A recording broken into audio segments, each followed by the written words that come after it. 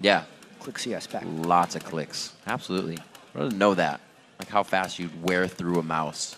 If it's faster being an AD carry or a mid laner or a jungler. I tried looking this up the other day, and I don't remember the results. It was like, mice are rated for like 1 or 2 million clicks, and then they start deteriorating. So pro League of Legends AD carries can't keep a mouse forever. You know you can't. That's a lot of clicks, too. We'll see how many more they put on, how many miles they put on their mouse this game as they go for it. We heard that Cloud9 able to take those miles quite easily, and Complexity is going to try to shut that down. Probably, he really gets a lot of respect on that Ziggs. It's well respected. Yeah. He did get to play it once. Was not victorious on it, and this is a really tough matchup for Complexity. Cloud9, so organized in picks and bans. They hesitated a little bit in their play yesterday, but they never seem to hesitate in picks and bans, especially once the ban phase is done. Expect really quick lock-ins. Probably and high on your screen, about to go head-to-head. Probably actually a very good mechanical player. I like his very boisterous and jovial play. He always likes to have a good time when he plays, tries to make plays by himself. High is the one to kind of sit back, farm, let the team build up around him. Like they said, Cloud9 may lose the lanes, but they'll go 100% outside of that. Well, oftentimes, High will burn his Ignite very early in lane just to try and pressure so Meteos can make big plays. And even though it doesn't show in the CS, he commits a lot of pressure onto the enemy team more so than anything else. You don't see him sitting at his turret farming. Hardly ever. Slow rolling through the bans right now, making sure they get everything they want. You can see at the end of the table, the books. Actually, Broken Shards got paper too, and then Lemon Nation, no book on the left side. Last ban here for Complexity. This is going to be a big one for them, and that's the Twitch for Sneaky. Yeah, Cloud9 would have focused 80 carries, yep. It's another thing, though, first pick, though, is Soraka. High brought Soraka into the North American competitive scene. This might actually be his last chance to play it. Heavy nerfs hitting Soraka mid in the 4.8 patch. We, of course, are on 4.7 right now. Only picked in 3 games because it's been banned 8 times so far this split. Yet to lose. Erickson brought that out as well yesterday. A lot of people have been resorting to that one. It just creates such trouble for the other team in late game fights. And to realize how much Star Call actually does. Kind of forget there's so many things happening in the fight. She's such a good pick.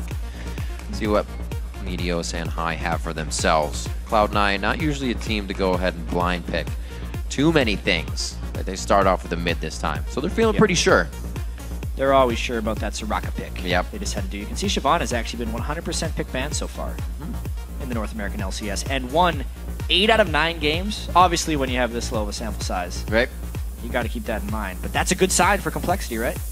They're 0-3, locking down Shyvana and Lucian. They get Robert very XD high priority champions on Lucian, AD carry that has been sought out for a lot of the summer split, and he has himself had quite good games. Him and Bubba Dub have come up with first blood in the bottom lane. It's just rounding out the rest of the game for Complexity and keeping that momentum going is where they're starting to falter. Meteos loving that Kha'Zix pick up, and Lemonation's going to take down Morgana as well. Love that towards the end of the spring split.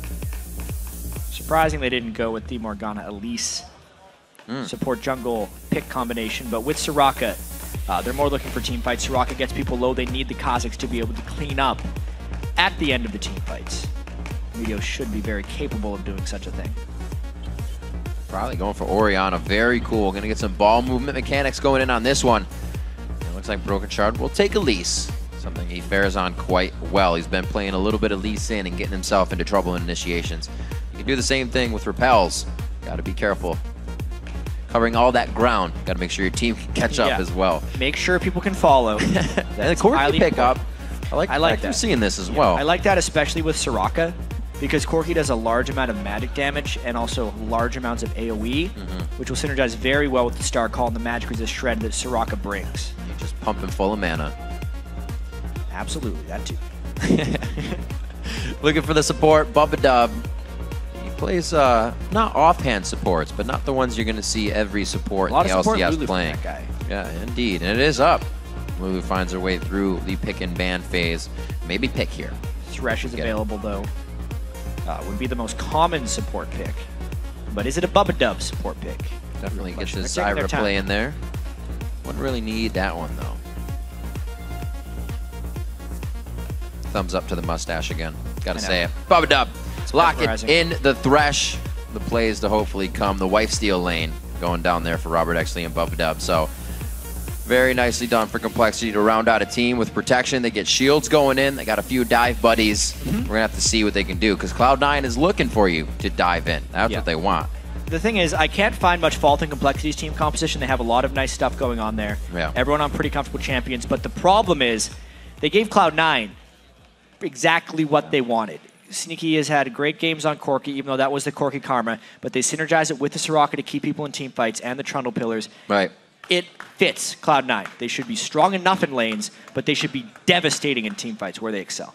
And we'll see as the teams load onto the Rift. Here's how you've been voting over at LOLesports.com. 93% of you think that Cloud9 will be taking the win. You can continue to vote over at Twitter.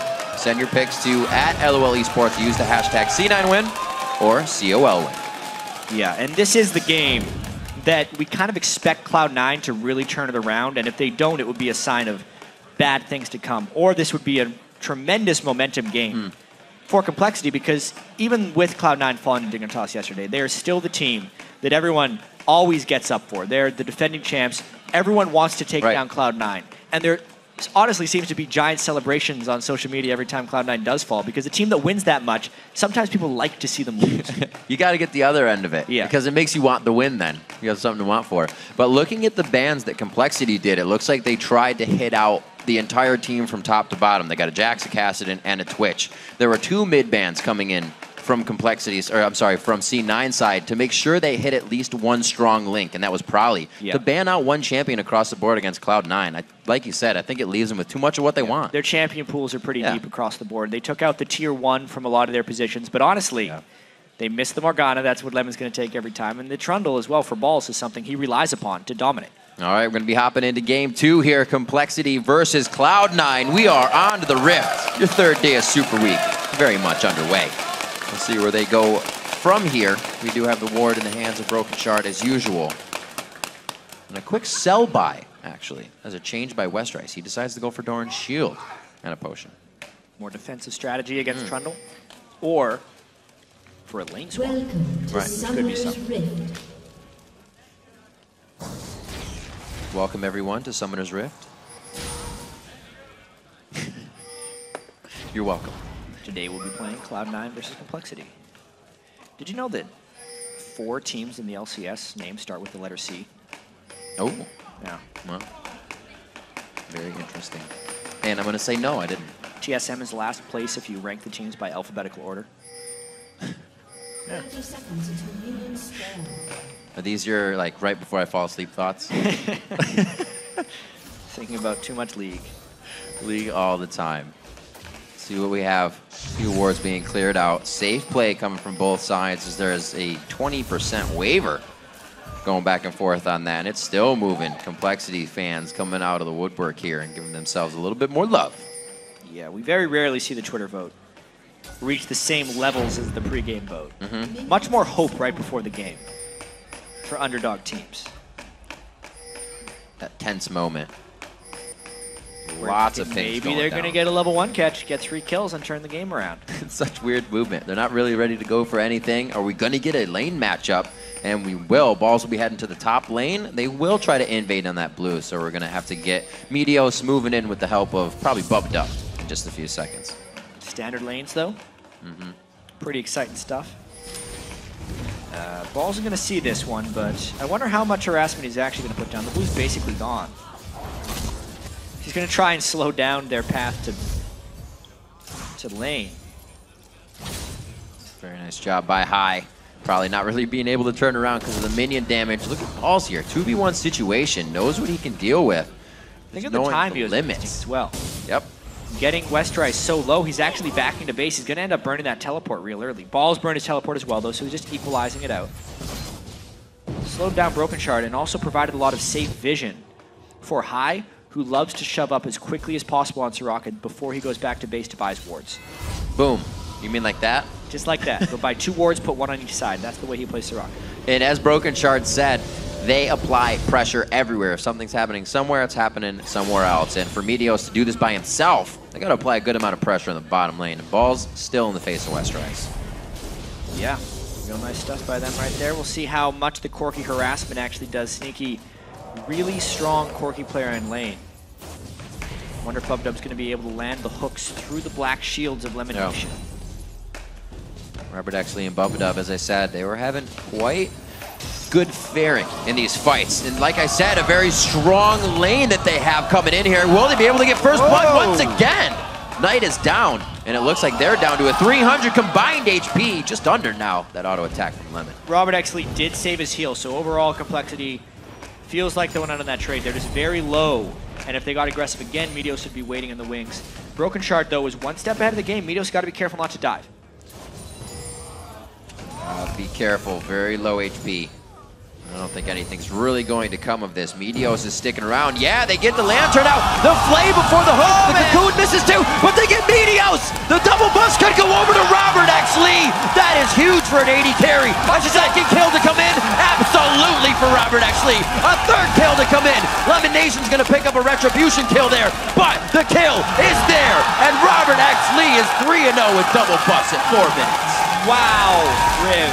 A 4-minute triple kill for the 80 carry. That was basically just a dangerous situation that Meteos opted into, very unlike Cloud9. They got out-harassed in lane, and instead of playing it safe and knowing they'd have better team play, pressed to kind of beat Complexity in lane. That's a bit of disrespect towards them, and it's absolutely cost because they executed that move just right, even giving up a kill just because it would mean a third for Robert Exley.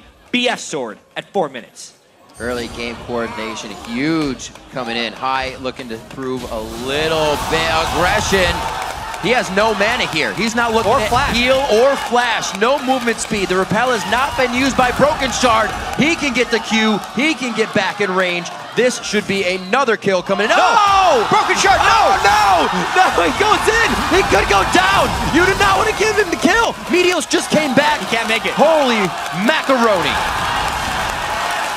What in the world? Well then, yet another kill for Complexity.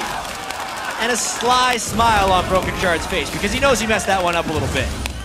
Ended up having to burn his flash unnecessarily and take a whole heap load of damage, but they still get the kill onto High. That's a kill on everybody except for Ball. So they're even maximizing the bounty gold right there. Roberto Exley stayed aggressive. Walking away from the explosion a little too early. 4-4 here. Look at this pressure. They are beautifully using those double buffs, not just using it to farm and say, yeah, we have the lane. They're consistently trying to zone out Cloud9. They need to use it to deny farm, though. They have such a heavy AD advantage here, and they honestly don't want to shove in the lane. They accidentally do it when they use piercing lights like that on Lucian as they're trying to harass.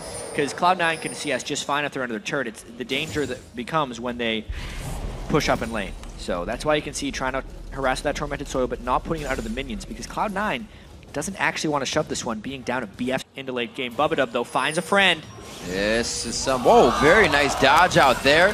Bubadub safe. He knows he can throw it back for a little extra damage. They might not have taken the full ride with all three there, but they do have Broken Shard already on the move. This will just be for safety. Continuing the pressure. 1.2 thousand is the gold lead. Lanes are going fairly well for Complexity. Cloud9 trying to just kind of hold steady right now until their tremendous teamfight composition can take into effect. High as well when he hits level 6 will make it much more difficult for lanes to close. Everyone talks about how great of a team fighter Soraka is. We forget she has a global heal or an ultimate. Really has a large impact on the rest of the game. Especially with Complexity. A lot of champions that can bring themselves to the enemy. They're not going to be in range for that heal in the first place. So the wish will be very nice. Complexity will have to spread these five. There's no way they can harass CS out of Robert. And they're just hoping to get as many last hits as they can in a turn without taking harass. Doing a pretty good job. Forced phosphorus aggression pretty much from Sneaky. Dark Bindings can't be hit as they just play the lane so well. So let's take a look at really the effect Broken Shard having on this game. A counter gank coming in to the bottom the first time. Now going to Dragon to help the team solidify it at 8:30. Complexity has always been known as a team to do it early. Really the call from Loud and Mortis, but they keep it true. They're a team that actually has had really good, strong early game strategies, especially in the challenger scene, which is why it's surprising that they've fallen behind so quickly in all these LCS games. Their aggressive tactics and well thought out early game strategies just weren't working against the LCS teams. But this time, because they got that early game triple kill onto their bottom lane, Broken Shard uses that advantage to go and pull themselves a dragon. It was just well timed. Probably had high going back to base. There was no realistic way of Cloud9 contesting that one. Make sure keep tweeting for your favorites. Hashtag C9 win, hashtag COL win. Right now, C9 trying to put up some good defense. Not a lot of people thought that would be the first step to this game. Cloud9 really loves to come off of losses, just dominating their opponent, trying to find momentum out the gate. Yeah, and remember, Cloud9 has never lost 2 games in a row in the LCS. They always bounce back. Actually undefeated in the playoffs as well. They just don't lose very often. If Complexity could pick up their first LCS win against Cloud9, that would be amazing. Very nice. The slow goes on, and Bubba is there. Great roam coming in. Where'd he come from? Just putting more support up to Westrice. Maybe trying to just counter that really known Cloud9 top lane gank once Balls is level 7 or 8. That's probably Cloud9 being far too predictable at this point. It happens pretty much every game. Yeah. And knowing that they have a Bloodthirster down bottom lane, Robert X. Lee can kind of fend for himself. Bubba trying to make plays elsewhere and doing well. Saved top lane a little bit, helped him with the shield, and also helps his push mid. Very nice job. It looks like they're going to be able to open up the map. Now, Robert X. Lee getting a little too crazy in the bottom lane. He just gets out of the range. Soul Shackle Danger gets stunned, but they're not able to follow up on it. So 10.5 minutes in, a good mid take, and Robert keeps 2 occupied in the bottom lane by himself. Goes to show you, even with the Bloodthirsty, you can't exactly 2v1. Especially against... He can with Flash and Heal. He'll be all right. Yeah, he burned a lot there. Unfortunate, but it did give Complexity the mid lane turret, which should open up the map for Broken Shard. It's on them now to start making the advantage, because Robert lost a little bit of it right there. Really great play from Prolly, leveling the Q quite a bit to keep the ball movement up and give as much damage as these star calls are if you can keep zoning out high. It's been working, 97 to 73. It's actually a matchup that's considered a counter by some, having Orianna against Soraka, at least for shutting down her ability to shove the lane. You just leave the ball out. Don't let it come back. We got a lot of faithful people on Twitter right now, 47% for Complexity. But honestly, 2,000 gold lead 11 minutes in. This could be a legitimate upset if they continue. You got to remember when Cloud9 lost their games as well. It's when they lost footing in the early game against any team, XDG, Dignitas, whoever they lost to, it was within the first 4, 5, 10 minutes. You can't do much worse than giving a triple kill at 4 minutes to a Lucian enemy AD carry who has been the highest performing member of the team as well thus far in the LCS season. Prolly as well. Pretty big lane advantage over High. Yeah, he does. High had a really rough game against Shifter as well. Definitely having a few issues coming back after his hiatus. Been something that the team has to really deal with. You're playing with somebody else as well. You're not going to really attune to that person's skill. They know what High is going to do when they come back. It's just like somebody in the band. You know what they're going to be playing. Band's back together. But it's different. It doesn't feel the same. They look the same. It's just not the same result. It takes a while to get used to it once Yeah. it comes back into the game. Still 2,200 gold lead, never losing 2 games in a row. What a fight in the top lane. Oh, 300 to 1. Oh! Yeah, he did. That was awesome. Come on, Westrice. That can't happen if they want to make an upset in this game. Losing a straight 1v1 in the top lane while burning Flash is disaster for them, but they're trying to make plays in the jungle. Meteos comes in. Oh, the repel!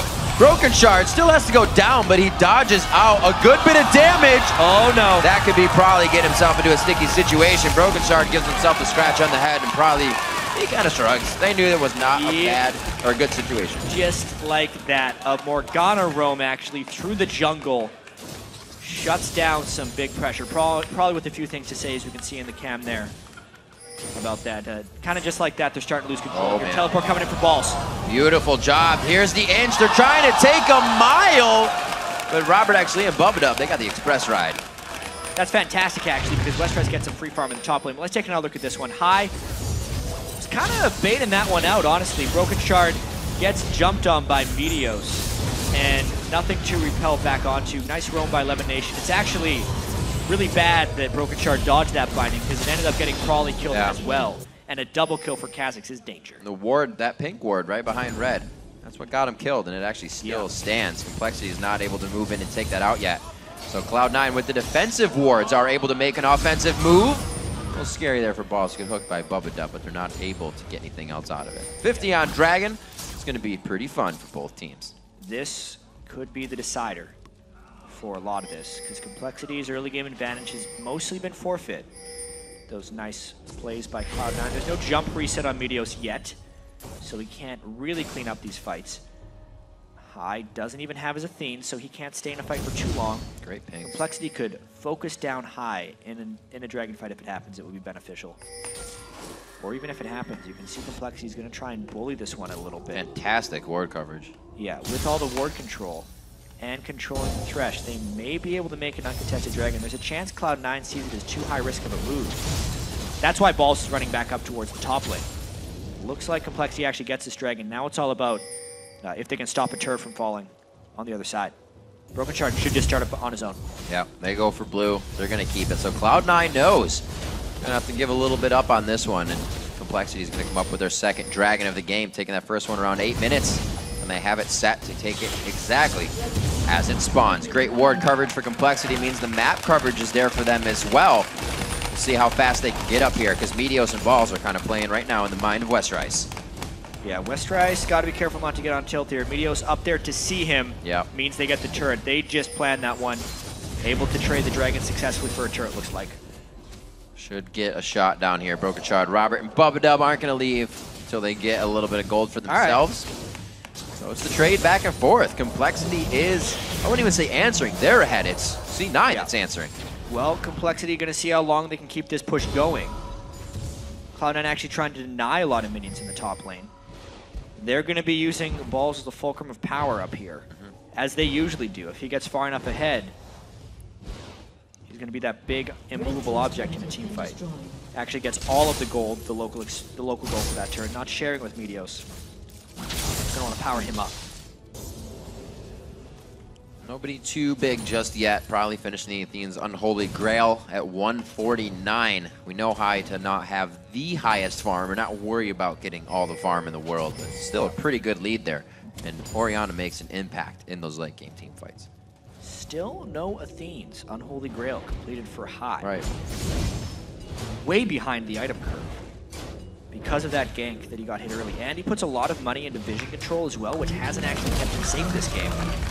Putting him a good chunk behind Brawl. He needs his items. Cloud9 wants to be able to win team fights. So I wonder how much, Complexity can take into consideration the game of Dig versus Cloud9. How much can they watch? What were the weaknesses? Are they able to take control of that? Oh, I don't know. Right now the weaknesses are finding Cloud9 split. Meteos thinks he's safe in the jungle, but continued ward coverage and pressure from Complexity here, giving him the upper hand. Yeah, they're a little bit slow in getting the vision control down because you can see the jungle is taken. The red is already gone. So they don't gain much of that outside of a little bit of safety if they want to push in the bottom lane. But the bottom lane isn't necessarily pushing it. They are doing they have the right ideas. Their execution is just a little slow right now. Smite that away though, that was nice. Trying to keep them at bay, really giving them everything to think about and try to put them on tilt here. Complexity playing very well with about a 2,000 gold lead. 2 more turrets down as well. So they got the map pressure in their favor. It's all about getting the forward wards, which they are not shy about doing. Wards past Golem already down by Sneaky in the bottom lane. Complexity trying to play their hearts out right here, but they got to be careful not to overcommit. It's not like High can catch someone out of position and burst him down. He needs team fights and setup time. So tense right here for Complexity. 91% of the fan vote before the game was saying Cloud9 was going to win. But there's that hope. They just saw Cloud9 go down, and they're hoping they can keep them on that pressure. Complexity coming into this. They've felt LCS before, now being back in, they do not want to be relegated again, so they're playing as hard as they can. This is very different from them as well. They've been down in the bottom jungle trying to make something happen while staying safe, which I give them credit for, because usually Cloud9 would have closed this already in that jungle and pushed them out. Well, how well can they hold off this turret with 2 against 4, because they're not really giving any added help to them. Missiles can only clear so much. Another turret goes down for Complexity. Nice push if they can rotate mid and stop this push by Kazakhstan Soraka. There's the ping coming in. They definitely have to get out of there right now. Westrice, he's going to try to keep him in as much as possible. No red buff there for him. So it's just going to be the walk and talk between these two. Doing what he can. The shield's going to be there for the Lantern in just a second. Oh! But it's the heal coming in. The Wish was waited at the perfect time. And it's going to be Vision from the Lantern as well with the ward there. Summoner heal by Robert X. Lee to save Westrice right there. A great bait. Now they're trying to push down mid. All the while, remember, Balls is beasting at that top turret. Westrice trying to TP in. Unfortunately, you don't make the turret invulnerable. That still goes down. Westrice, he's getting chomped out. That means he's getting reduced as well. The shockwave just missing, but he gets some good gold out of it in the farm. And Balls is going very hard right now. Can't finish that. Oh, ring around the turret. Very nicely played by Westrice, and this is going to be crazy. Oh, what? Balls is trying to teleport out. Can't do it in time. What happened with Balls' brain right there? He needed to keep running away. He just let Westrice kill him right there. Westrice gets some revenge for that kill, and it means everyone on Cloud9 is just out of sorts right now. Yeah. 1,000 gold lead for Complexity. Definitely not on track right now in the mind game. Cloud9 is trying to recuperate from what's happening. See the fight going on. I mean, Blade of the Rune King's King's used. It seems like Westrice teleported in a very dangerous situation. He could not have saved the turret, and that was honestly a mistake for a flash start. And then he does ring around the rosy pretty well right here. He's played that game before. And at that point, Balls, I don't know why he decides to teleport. He thought, okay, I get it. Westrice was chasing out. He would have killed him anyway. Therefore, Balls tried to teleport. It was the smart move by Balls to try and get away. Westrice just followed because Balls had lost the duel by that point. Just kind of knowing when you're dead. Valiant, if you think about it. You're trying to make the great escape. The turret dive went on for too long, and Westrice would have chased him down because he had the health advantage. Still a shocker coming in for most. Complexity really turning the table on this one. Only 20 minutes in, though. They've gained a lot more ground than most teams have on Cloud9 in that 20 minutes. They've been able to solidify a few dragons to themselves. Another one is alive, and they are 3 steps ahead of the game, already on it. Yeah, 3,000 gold lead. Level 12, though, high with the Giant's belt. I wonder if they try and contest it. Dragon's going down real fast. They can't get in position. Dark Binding, but where's the follow-up? They got a lot of gap closers over the wall, but nobody is there to gap close. Complexity is kind of pushing Cloud9 around right now. Yeah, one thing about having a Soraka on your team, if you're not strong enough to just walk through people in team fights, right, you can't really force them. The initiation from Cloud9 is not the strongest unless they're willing to fully commit. And being down this much, one fully committed lost team fight would most likely be a lost game. Yeah, speaking of highest build, if we remember just back to what Bjergsen was building the other day, he kind of recipeed armor, magic resistance, everything together before he was even creating items. And was really, like you said, able to walk through the fight. But so choked up, trying to go for Rylai's now to facilitate more team fight. High, struggling with that gold. It is the standard Soraka build, it's just pretty far behind. Once they get the Rylai's and they could get a little bit of an edge in a fight, the Rylai's will keep people interested. It is also really good for self-peel because the silence would slow for 35%. It's just not the case right now because he is so starved, mainly in team gold. His CS is okay, 180 CS at 22 minutes. It's not the level of Crawley, but that's because of the death. It's really just no objectives.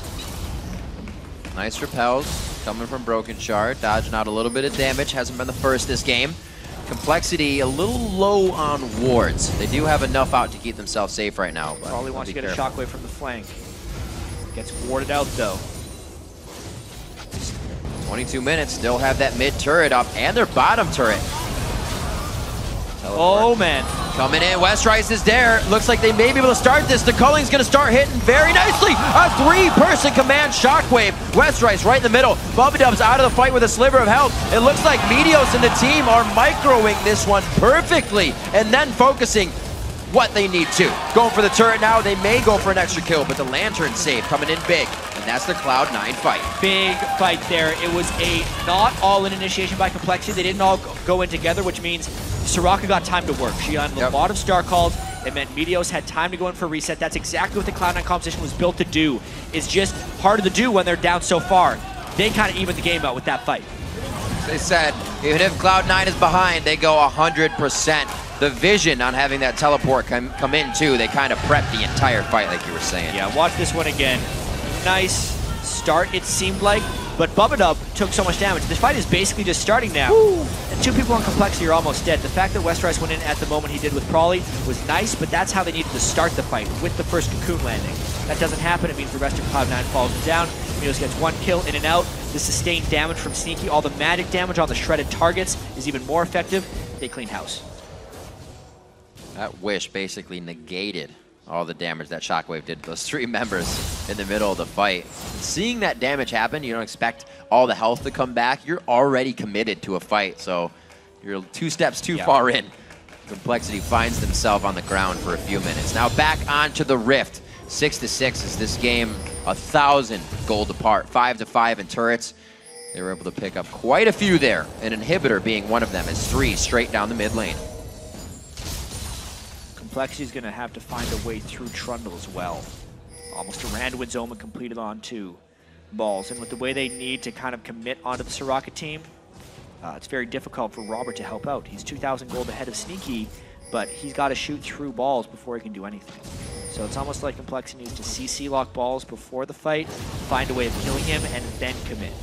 It's a real tricky puzzle Complexity has to solve if they want to get the upset victory over Cloud9.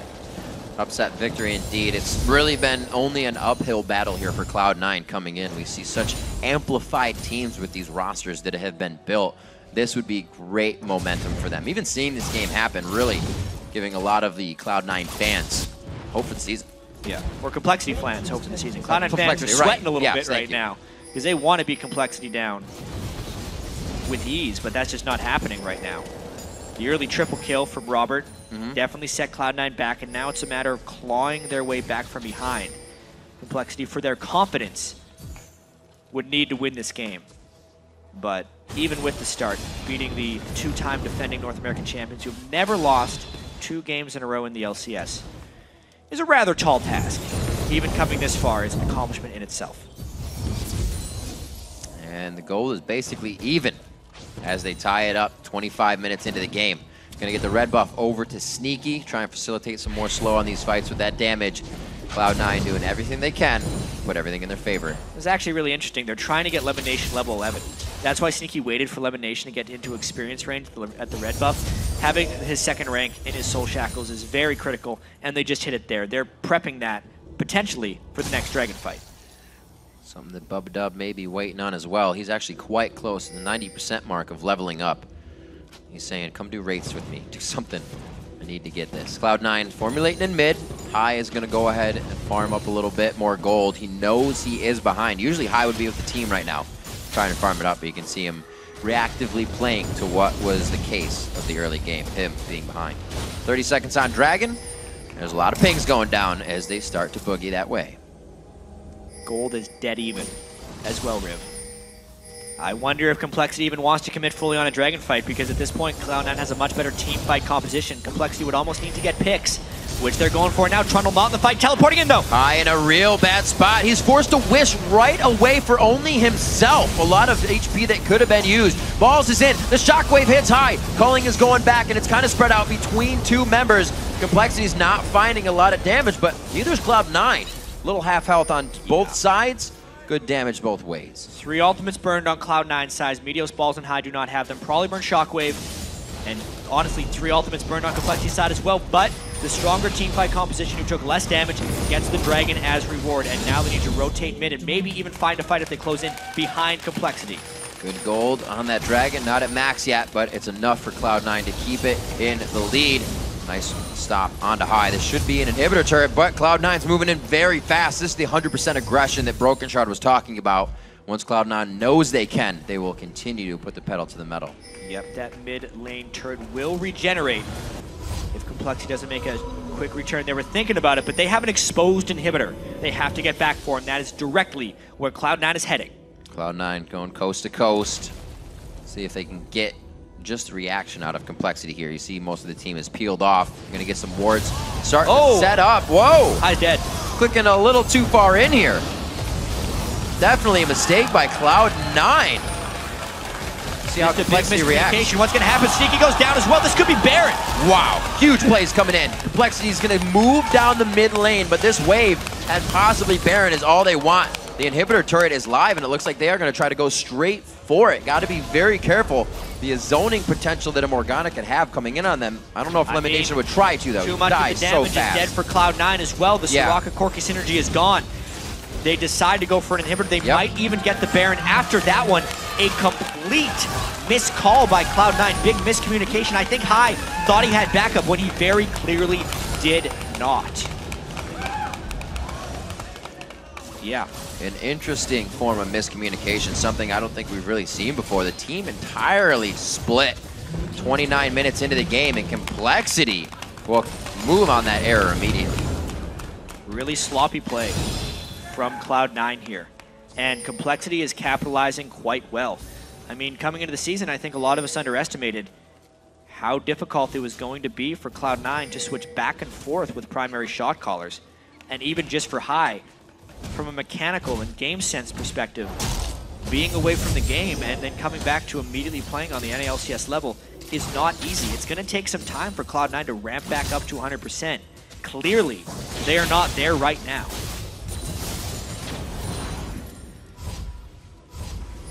Let's compare some of what we're seeing right now. 242 to 260, probably. Doing a great job in the mid lane of keeping that 274 to 220, the previous number of the 80 carries. Robert X. Lee has been able to hold a 5-0-1 game on that Lucian. Really able to play it smart. Great save onto Broken Shard. There's not much they could have done to get him down. Complexity is just biding their time right now. They know they have a bit of a lead, but they also know they can't pressure to lose it. They got to do the right things, and only the right things. Complexity needs to pressure this Baron with the use of their super minions. At the moment, they're pressuring bot lane, hoping to apply pressure in multiple lanes, but Cloud9 has a strong enough front they can clear these minions. They might actually get a fight because they cleared the minion waves. Shockwave on one, this is bad. Bubba gets hit. Meteo's jumping over the wall, trying to get in. Bubba could go down. There's the wish to come out. A little bit of a summoner heal as well. And it looks turning. Wow. Ball's turning around. Now focused on Robert X. Lee. They're kind of chaotic in this one. Sneaky, Meteos, and Lemon. Backline very low. Sneaky eating the culling. Westrice staying alive, and the micromanagement of their HP bars on Cloud9 pulling that fight ahead. Yeah, that was Cloud9 fighting in exactly the right place. With the super minions, having an extended team fight would generally mean Nexus turns, but they fought right in the mid lane. That's exactly where they should go. Then the Shockwave only landed on one, and Complexity shouldn't have actually wanted the fight at this exact moment. They fought them heads up 5v5 without a clean, hard engage, which is really the only way Cloud9 wins a fight. You can see the power of Soraka Starcall cutting down, the chase potential of balls, a great pillar to trap Westrice right against the wall, and it just locked up a kill for Cloud9. Great team fighting. That's something Cloud9 will always be able to do, whether they're rusting or not. To 50K. Again, honestly though, when you have an inhibitor down, the other team needs to commit resources to clearing that wave. If you fight them in the middle lane, you let the enemy team kill two birds with one stone. Complexity need to either fight at the Baron pit or in a lane somewhere else so that there's resources for Cloud9 being traded. The fact that they fought them as they were clearing the mid lane minions meant Cloud9 did not have to move at all and could easily control the wave while fending off Complexity. Cloud9 having a few options here, as you said, with these fights going in their favor. I'm sure they feel strong about Baron. But with that tension also up, once it's down, they have the bottom turret as well to be messing with that hard-to-guard outside second tier. So from Cloud9, they can kind of take a breath for a moment. High does have the Rylai's, a little more facilitated in the fight with a continuous engage. And we also has Twin Shadows coming out from Lemon Nation as well. So a lot of where is Complexity. And now there's a teleport discrepancy on the top laners as well. Westrice is down here without teleport, and Balls is just going to push that top lane. Cloud9 can very easily try to go for this one. Complexity having to force the Baron. Cloud9, they're going to end up giving up. That's not the best timing. I thought for sure that they were going to play a poke and prod game at that Baron pit to let Balls have time to work, but the Baron just went over to them. Whoa, very nicely done, Meteos! Getting locked up there for a second. He's going to try to get himself out of this. He's forced to ult once again. High goes into the middle of the fight. He's down. Baron's grabbed, and C9 stays for the fight. And now they're pushing up the mid lane. They have to remember they have an exposed inhibitor as well. They're maybe trying to stop the minions from coming through. This is a crazy call by Cloud9. They actually seem out of sorts. Some of them pushing, some of them recalling. Complexity is together as 5. We got crazy attack speed coming out of Trundle on that, but it is going to be 4 members of the team. He can't even get that his Contaminate down to really get the speed. Complexity might try to end the game. They don't have minions there, though, so they're trying as best they can to finish off those minions. Watch the other side. One Nexus turret going down. They're still going to try to push themselves through. This is Sneaky being up. Sneaky does have some damage. He has finished a bit of it, and it's Bubba eating all of it on the back end. 3 members of Complexity quite hurt as they make their way out of the base. Balls does get the inhibitor, but Complexity a Nexus turret up now on Cloud9. High about to respawn, and Ball's actually coming in from the other side with Shockwave down. Stop trying to might fight. just continue to chase. There's Trundle! Trundle, oh my god, Balls from the other side. They pull him right into the fight. Can he get another chop down? Subjugate has already been used. He is going to stick onto Prolly. The pillar could be coming up soon. The burn is not going to kill down Broken Shard. The double kill there, however, Meteos with no mana throws on the ultimate. There's the shot, and it just misses Broken Shard. Got the spiders behind him. He should stay safe, but C9 is in the base. And now they use the Spooky Ghost to try and get even more. Did they push too far? They have 2 members of Complexity down, 5 people in the base. Let's see if Cloud9's chance of ending it works out. They're out of resources, though. Now on the other side, let's flip the tables. Cloud9 inside Complexity's base. 35 minutes into the game, 9-9. The gold is 300 apart, and it's 8-7 in turn. This could be a final fight. Robert X. Lee. He is going to go down immediately. Sneaky with a big kill coming up there. Westrice trying to do what he can to stay alive, even with taking Baron.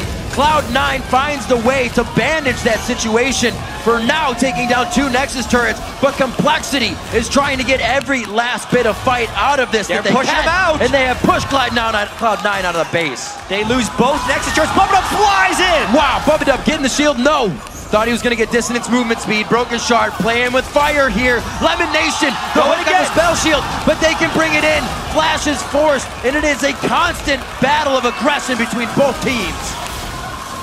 This game, Riv, is nothing if it's not entertaining right now. The teams are clearly playing sloppy, but they are trading blows, shot for shot.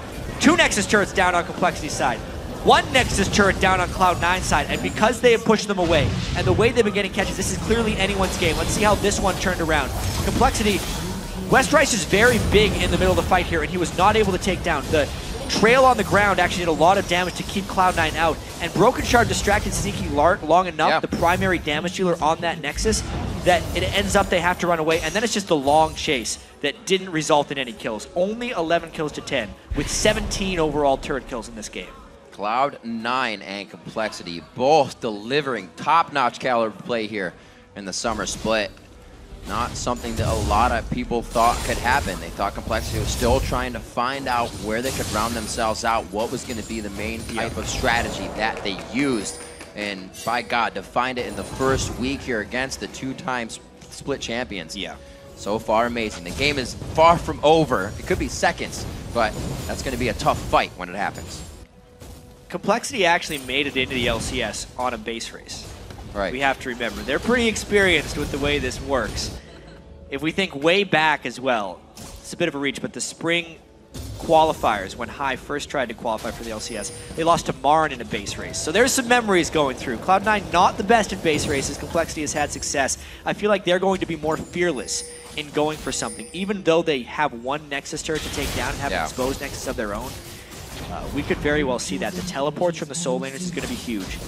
Balls can take down a Nexus very quickly with Trundle. That attack speed and being able to use his Q is critical. Team fights straight up 5v5 should be going in Cloud9's way, but as the gold gets bigger and bigger and the Shockwave hurts more and more, it's going to equalize. What a game. Sneaky actually building up a Blade of the Rune King now because of all the pressure he's feeling. Must stay alive situation. Yeah. Doesn't even go for the GA. Maybe doesn't think there's enough time for that cash to come in. Needs the damage. Yeah. At this point. And really just the mobility. If Shyvana dives on him, he wants to be able to counter with his own Blade of the Rune King to try and zip on out. 74% Twitter vote for Complexity. Oh, man. How the tables have turned for a team that is down 2 Nexus turrets.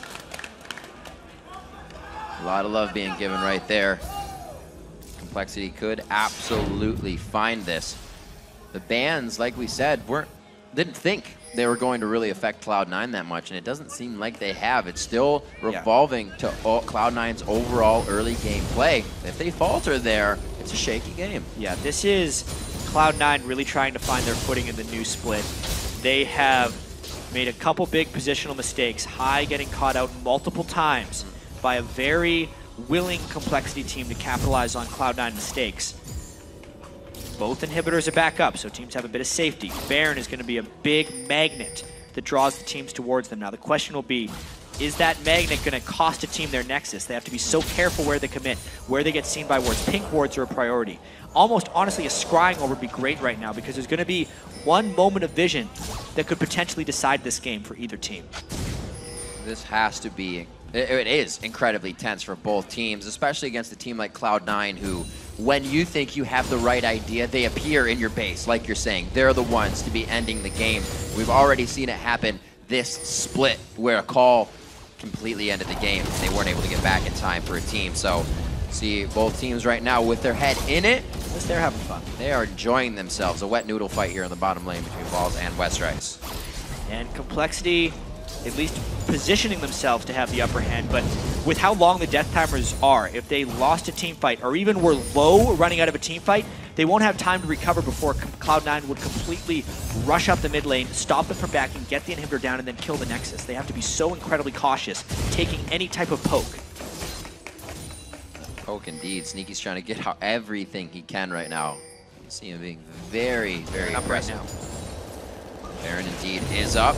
The rotation, Westrice does get himself across the mid, so he's not split up from the team. And a huge Cloud9 minion wave in the top lane as well. Complexity would actually have to clear that at some point. They want to find this fight, but without a clean initiation, it's trouble. High does have some nice Star Call starts. This is the fight. Meteos had to jump out of the fight, but they are going very hard into Westrice. He gets a good bit of heal, I believe, coming in, yes, from Robert X. Lee. The culling, he is going to hit it perpendicular to just about the entire Cloud9 team. They spread very nicely, and it's a rush down mid. This is what we were talking about, though. Complexity is very low, and Cloud9 has the heals. They have no reason to stop this push. The minions are only far behind, and no Nexus turrets. Complexity has to make it back and fight them off without taking any casualty. Cloud9 doing what they can in a very strenuous game. That command shockwave is still up. They cannot force it to go past the inhibitor. Baron is still to be toyed with. And the sustain is so critical right now from Soraka. Complexity, especially without Nexus turrets, any super minions that reach their Nexus would end the game. They want to stop this Baron, but they can't wait long. They have to fight almost immediately. This could be the end of the game if they can test this one wrong. 2 pink wards, 10 hits to be taken out. Great play there. Cloud9 cannot afford to take that time off of Baron. And it looks like Complexity's trying to dictate how this game is being driven now. They said, back down your mid, Cloud9, let's go. And they have to. They have to stay in the mid lane. If minions even make it past the halfway point, Baron is lost for them because they will immediately need to go and defend it. It's really difficult for Complexity at this point. With every mistake Cloud9 has actually made, they now have a very high percentage of winning this game because they are stronger in 5v5 team fights and they hold the super minion advantage. It is going to have to be a basically perfect shockwave to crowd control the entire team. And even then, they need Robert X. Lee to find a squishy target. It takes him so long to work through Trundle. If he can't get to the backline, they do not win. A little bit of hit here. You can see the use of that minion wave. They feel quite aggressive. Westrice, a nice block on the Banshee's Veil. Ball's in place, but you can see Cloud9 start to shear off. As long as Complexity can keep Robert in the mid lane without taking harass, they can keep the minions in the right spot and hopefully stall long enough for their inhibitor to respawn. But if they don't want to give up the Baron, they cannot move from that point. So Cloud9, the deeper they push them in, the better it is for Cloud9. 5 strong in the mid lane. Cloud9 looks to make a power play here. Not everybody is level 18 yet. Quite a bit of 17 still in the game. Meteos is 17. Broken Shards 15, however, could come into big effect during the fight. Cloud9 to take down the dragon. Bit of extra gold. May not even have time to spend. Yeah, I mean, at this point, the fact that they pulled for the dragon, it means their pressure is lost. They're giving it up. It is completely reset at this point, and they need to start this whole game over again. The inhibitor is going to be up very shortly for Complexity, and they may have withstood that really dangerous moment in the game. They're not out of the woods yet, but that was a nice hold by Complexity. It's a nice wave Balls is starting as well down there. Cloud9 Complexity would eventually have to send someone to defend that, unless they go for Baron almost right away. So they're going to push out that last wave of super minions and maybe just go for it. Satisfying farm. May as well go for it, honestly. See, Westrice has to go and clear that wave. He's the one to teleport, so that's the only person they could send. This is the blue buff that Cloud9's waiting for. This will make Hai super effective coming into this next fight with all the star calls. Still watching that ball movement of Prolly. If he can get one into a good position, shredding a bit of health on Lemon Nation there. Gotta be careful. Cloud9 really giving respect to Complexity in these fights as well. I mean, they know how strong the Orianna Shockwave can be. Broken Shard, he's silenced. Just barely makes it over. And that drew the teleport out. Westrice actually had to cancel it because that would have been probably the bad teleport. It wouldn't have been good. That one, they happen. Happens. 45 minutes into this, 11 to 10. There's a bit of gold lead now coming in for Cloud9. It makes everybody rethink the engagement. But now Westrice is to the mid lane. This is intense. One wrong move. We were saying as well, Cloud9 does have the chance to make a mistake in this fight. Possibly still come out on top being stronger. Westrice goes in! That's the hit! That's West going in. Meteos is the first one hit up. We see Lemon Nation on the Zanyas. High in the back line, and Robert focuses him. Nobody's even looking at Robert right now. There goes the Wish. They get more heals coming out, and this is beautiful positioning from Complexity. This could easily be game 70 seconds per death timer. Complexity is going to take the game over Cloud9. 45 minutes in as they rush for home and base. How could Cloud9 stop this one? They have 3 people up, and Robert has red buff as well as a ton of items. The inhibitor's going down, everything for Complexity. They might win this one, Riv. This is absolutely, it would have to take a miracle for these guys to get up. Home guard no longer puts you at exact 100. You still have to heal up. Yeah, they're coming out strong, but it's 5 members of Complexity. Like huge damage on that hook. There's the Nexus turret. Can you believe it? Complexity gonna take down Cloud9 on day 3. Unbelievable, Riv.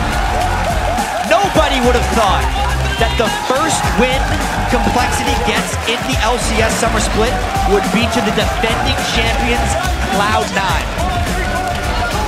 Especially after losing 2 Nexus turrets in that very same game.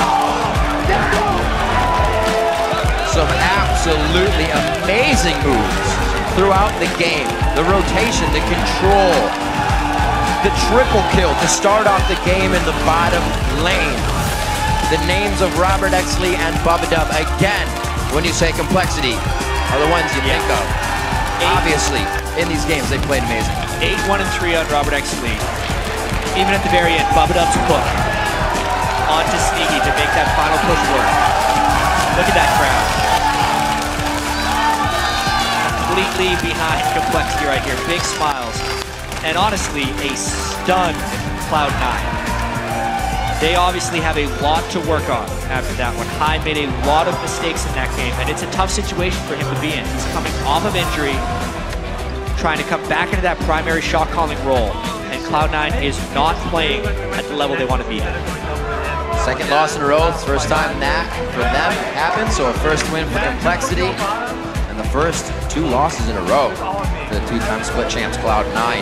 Definitely a game to rethink, but it seems with this win will even give other teams in the LCS that pump up to know that they can beat teams like Cloud9. Especially so. I mean, there was a chance we'd actually have 3 0-4 teams this week. Curse sitting at 0-3, EG sitting at 0-3, and Complexity gets themselves to 1-3. They're on the board as far as wins go in the LCS, and that means a lot for these guys. Their mindset coming into the season was they were going to take a bit of lumps, but as long as they kept their mindset right, the wins would come. That one was a little close, let's be fair. That was very close. The closest game we have seen this split, easily. We hit 50,000 9 turrets gold down on each side. The gold lead was still 1,200 in the side of Cloud9 by the end of the game. Absolutely ridiculous game, Riv. In a time where Cloud9 can't maneuver themselves around the map to win by winning a fight or winning the objectives as they usually do, it's very weird to see. And for Complexity to be the team that did that is even more amazing. Not because you didn't think they could, just not this soon. Yeah. Well, we saw in Cloud9's, even Cloud9's victory over TSM, they were playing very cautiously and not necessarily making big moves. That cost them heavily against Dignitas. So in this one, you could see Cloud9 was trying to make many more aggressive plays, but that kind of shows you why they weren't doing it in the first 2 games, because they're not ready for it yet. They haven't gelled once again with High in the lineup, and it really cost them. Complexity really good at capitalizing on the Cloud9 errors. High, far out of position on many fights. They punished the Soraka. Soraka hadn't lost yet in the NALCS, and they're the ones that give them the first loss as well. A lot of milestones for Complexity here. And I think the first time we saw Cloud9 kind of get in their own head while playing, we saw the situation where Balls teleported to his death, but that happened because he flashed in, kind of thinking he could go for an over-aggressive kill, got ring around the rosy on the turret, and that was kind of cascading down the line. And that's one of the first times you've actually seen Cloud9 press too hard for a kill. They usually know exactly how much they can take and do it. And that time, Balls was really feeling an emphasis like he had to carry. You can't have that mindset. Doesn't usually work out. You got to let the game come to you. Worked against him that game. Right now, we're actually going to hand it over to Freak and Kobe to give us the inside track on Complexity's huge win. Thank you very much, Rivington Biz in the third. Joined now by Westrice and Broken Shard. You guys just won your first game in the LCS against Cloud9 of all teams. How's it feel? We just broke the 028 dream. That's all right, yeah. Yeah. This morning, we were talking about like what we needed to do as a team, and like I remember distinctly what we said. All right, guys, we're either going 040 or 40-0. Because we felt that we were playing too passive and too like defensive, kind of letting the plays fall into place instead of actively doing it. So we came into the game with the mindset that we're going to win, not lose. So we went in like guns blazing, pushing hard, and sometimes it was a bit reckless and we got punished for it. But at least like we went in and we did like what our game plan was. So what was the communication like with you and the bottom lane after they do a lot of trading down bottom, and then you go down? Were you expecting Meteos there for the counter gank and this triple kill? Essentially, yeah. I saw Meteos, like, pretty sure, like, if Meteos was anywhere on the map, he would be bot lane right now. Because, I mean, Meteos is a smart jungler. He would know where I would be. Like, I'd expect Meteos to know where I was, so he would know that I wanted to go bot and he would be there. But the runes, specifically, that are running for Elise, like, generally her level 3 is really weak, and Kha'Zix is, like, a very strong jungler, level 3, excuse me. The runes I was running just made me know that we're going to win a fight if I land a cocoon on Meteos and we burst him down first. And that's what I told my bot lane. Kill Meteos if he shows himself. No one else is important. So you're running spell penetration? Actually, 26 AP. Okay. So we actually have a replay of this fight. Okay. Let's bring this up and you can walk us through the nitty-gritty. So Bubba Dub told me that he's about to hit level 3, and I think right here he's already level 3. He said he's going to point at me where the lantern was, so I knew where I need to be standing, and then he throws the lantern in. And immediately, as soon as I'm in midair, we see Meteos, and the call is kill Meteos first. So you can see I land a cocoon onto him first. See, I get lanterned in right there, and Meteos comes in. Cocoon misses, actually, but we just focus Meteos down. I E after him. Robert gets that kill. Now, all I want to do is proc red buff onto Sneaky, and Robert cleans it up. And now I'm just like, you know what? I want to kill Lemon. I don't even care if I'm dying. So we killed it, get the kill. I didn't need to die there, but you know what? 1 for 3, triple kill onto Robert. BF sword first back is a pretty big deal. And the start here for Westrice, you help out with a blue buff steal, and you end up getting to lane a little late. How was that going Shyvana into Trundle a little bit late to lane? That was a little unfortunate. Actually, there was a lot of miscommunication. I'm like, hey, Broken, Trundle's going to try to cut me off, so can you just go around with me and to go get to your red? But I don't think Broken heard me, so he started running to the right. So I was like really cut off. I'm like, Broken, come here, come here. So then I got chunked a little bit, and then it forced me to teleport back and buy some more pots. But I didn't lose too much from it, so I'm not really that upset. And you actually went and tried to 1v1 balls that you had like a level 7 all in. Like it's the mistaken trade where you just like die. Like what happened? I thought Trundle was supposed to do well in the matchup in the first place anyway. Yeah, Trundle wins obviously. But for some reason I held on to my flash for too long, or my ult. I kind of forgot what. But like I was holding on to my escape for too long because I didn't think he'd do much damage. I thought I got away, and then I thought his pillar killed me. I'm like, wait, what? Oh wait, it was his ult. Yeah. I'm like, but I mean, because I haven't played that matchup like very often, but it wasn't too bad after that. We actually haven't been playing like the Shyvana Trundle matchup at all, and we haven't actually been playing Shyvana in a long time. But you know, that's just like I guess it's just a mistaken matchup because I think Balls is like one of the only like key NA players that really does play that Trundle. It's more popular on EU, so I guess he's not like comfortable with it, and then it just kind of comes out of nowhere. So maybe you can't reveal the strategies, but why is it you're like, we haven't played Shyvana in a while, but you know what?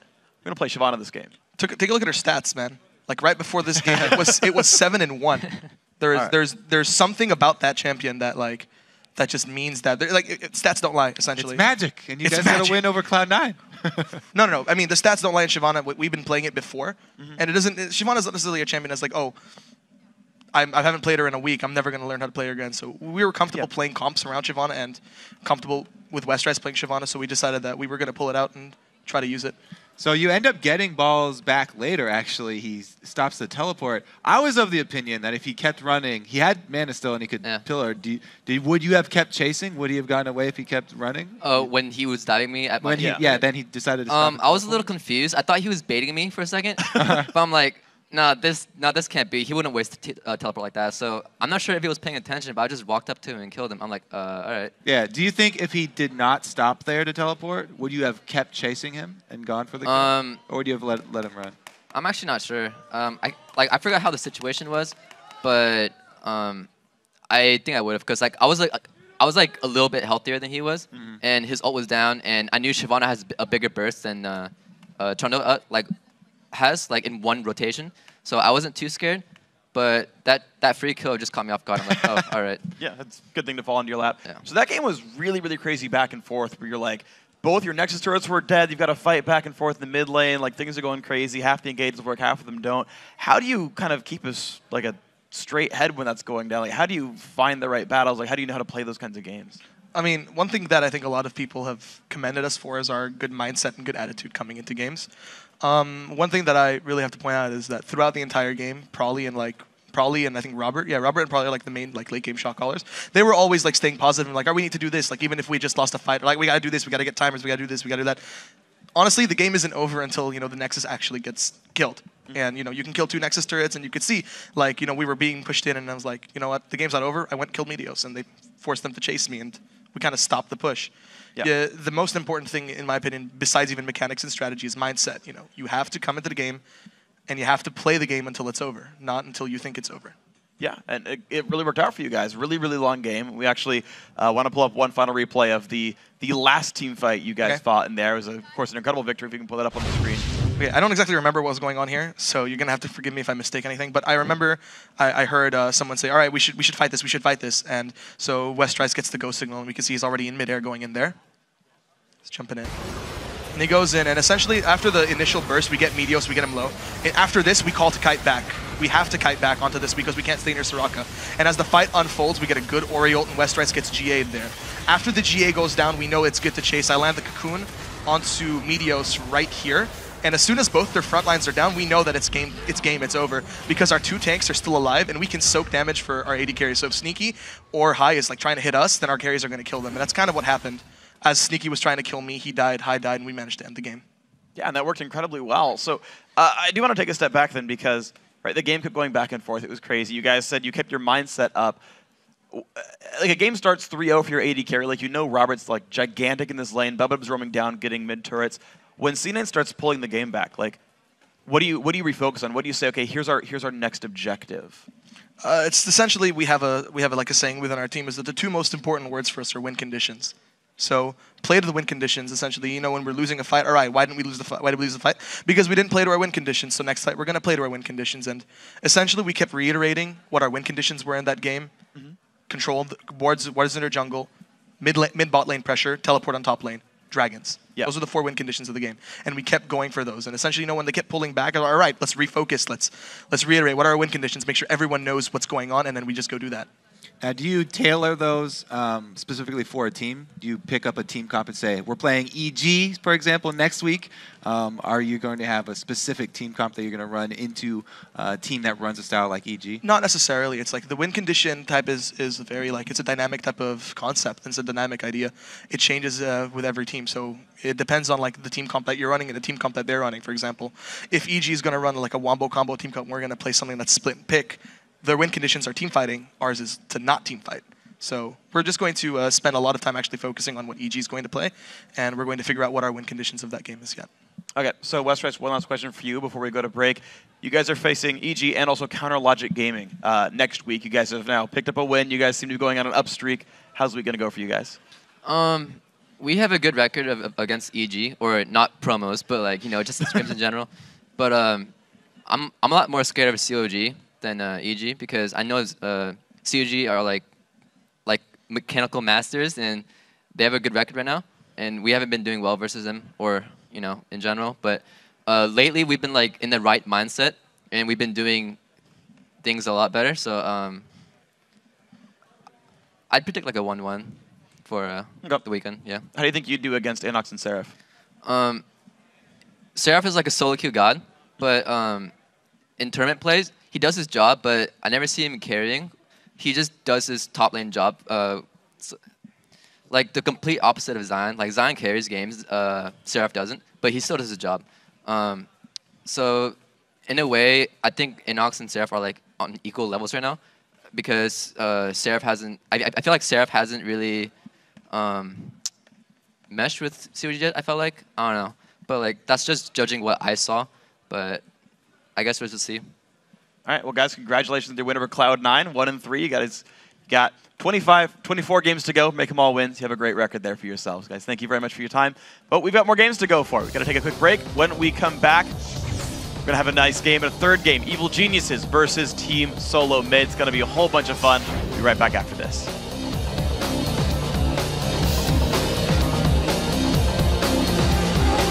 I'm ready to go. That's binding down. I'm going again. Go. Medios, Kite back. Nice. IGA.